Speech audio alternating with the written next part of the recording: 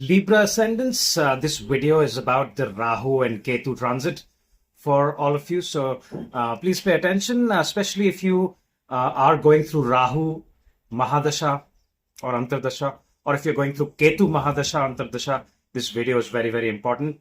And even if you're not, the Rahu and Ketu transit will have a lot of effect on you, especially if you have Rahu, if you're a Libra ascendant, and if you have Rahu in the first house or Ketu in the first house, because any planet that is in your first house has a lot of importance, and your entire personality and life can be governed by that particular planet. All right. So Rahu will transit to your fifth house. It was in your sixth house all along. And now from there, from Pisces, it will go to Aquarius on May 18th. All right. So what does Rahu do there? So let's understand a bit about the fifth house in Rahu. Okay. So fifth house is pretty much your Purva Punya Bhava, right? Your past life good karmas are locked there. So the ones who have a very strong fifth house, you will see that if you put in hard work and effort in this life, you get very, very good results. Even the money and wealth and dhan yogas are seen from the fifth house. The children are seen from the fifth house, right? Children can be a blessing at times if the fifth house is very, very good. At times, children can give the most amount of pain, sorrow, and financial loss to their parents. All right? It can all be seen from the fifth house. So very, very important house transit, especially for people who have a positive Rahu in their chart, which means if Rahu is in a friendly sign, right? Rahu is friendly with Mercury, Saturn, and Venus. So which means for the Libra ascendants, Rahu is a friendly planet, right? And it should give you good results. Fifth house is the house of romance, love, children.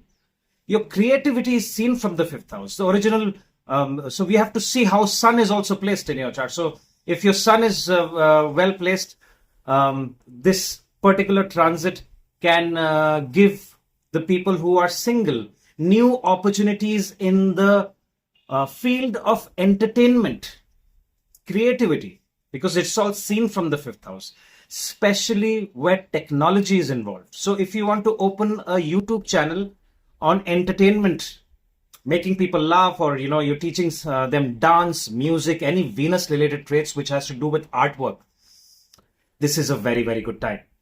All right. People who are single can also Rahu, a positive Rahu. We have to look at your natal chart. Remember, if Rahu needs to be strong and positive in your natal chart.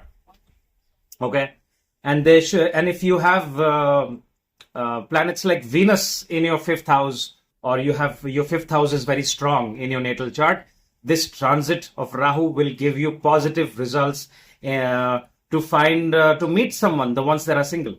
Right? You could meet someone, and that person could be from a different cultural background, could be from a different country as well. All right. Now the negatives here could be if Rahu is not very strong in your charts, if Rahu is debilitated, or Rahu is in a fire or a water sign, this Rahu can give you negative results. So it can you can meet the wrong person. You can be in the illusion, because Rahu is also the Karak of illusion,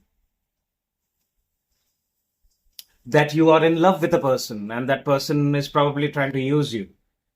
Okay, so Libra ascendants, be very careful, especially the ones going through Rahu Mahadasha, Venus Mahadasha, Rahu Antardasha, Jupiter Mahadasha, because these are all the Karakas of new relationships. And if Rahu is giving malefic results, do not take any decisions in haste. Take your time before you choose your partner, and you start putting in your trust in someone else. Okay.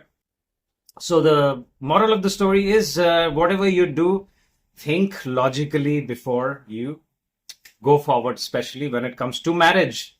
All right. I've made a video on Saturn transit as well. Saturn will be transiting in your sixth house. So keep an eye out on that. The ones that are already married, you need to be very careful how you deal with your in-laws and your spouses with this transit. Okay. So that's that. Apart from that, I think looking at Ketu transiting to your 11th house. Now, Ketu going to 11th house can cause, monetary delay. People who are waiting for their payments, especially business owners, you can find some kind of a delay because Ketu is a non-materialistic planet. All right. So you can see that your network circle, there is a transformation in your network circle, especially from May 18th. So the ones who are going through Ketu Mahadasha and Antardasha will feel it more. But overall, all the Libra ascendants, because of this transit in Ketu, they will experience changes in their friend circle. Okay, and this changes can be caused because of it can be caused because of a breakup in a relationship. Because once you're in a relationship, pretty much all your friend circles are the same. And then you would see that, some of your friends don't want to meet you, or some of your friends have an opinion about you. Okay. Or it could be that you want a lot of isolation and you want to focus on your work, or you want to change your jobs and cities, and then your network circle has changed. All right. It's a good time to network with people who are spiritual, because Ketu is coming to your 11th house, your house of incoming gains, and Ketu will pass through Leo.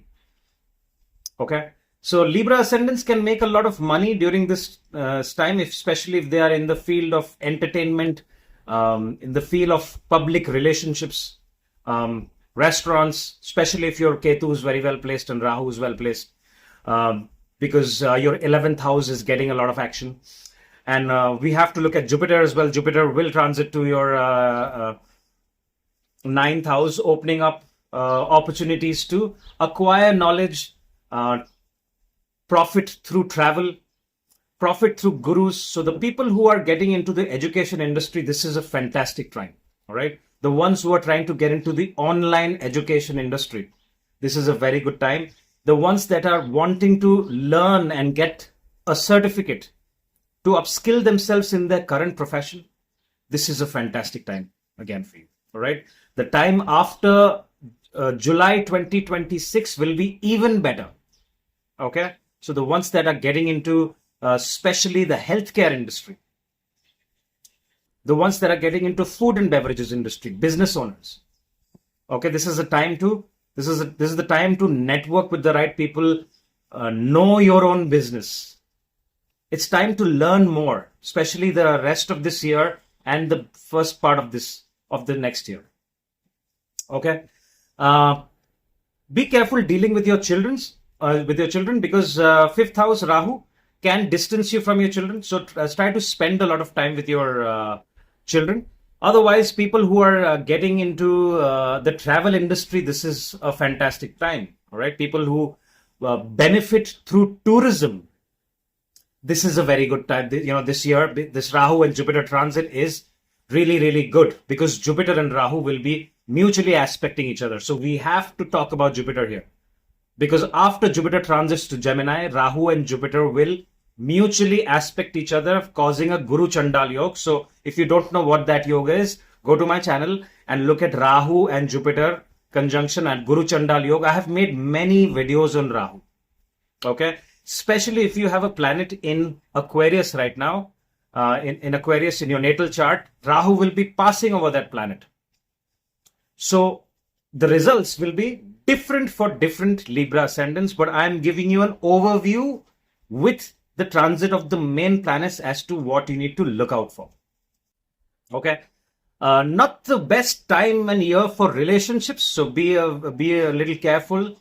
Like I said in the initial part of the video, I had a couple of questions where people, Libra ascendants, were asking me about their partners and why. So, if you look at your 7th house, right, it has Aries energy, right?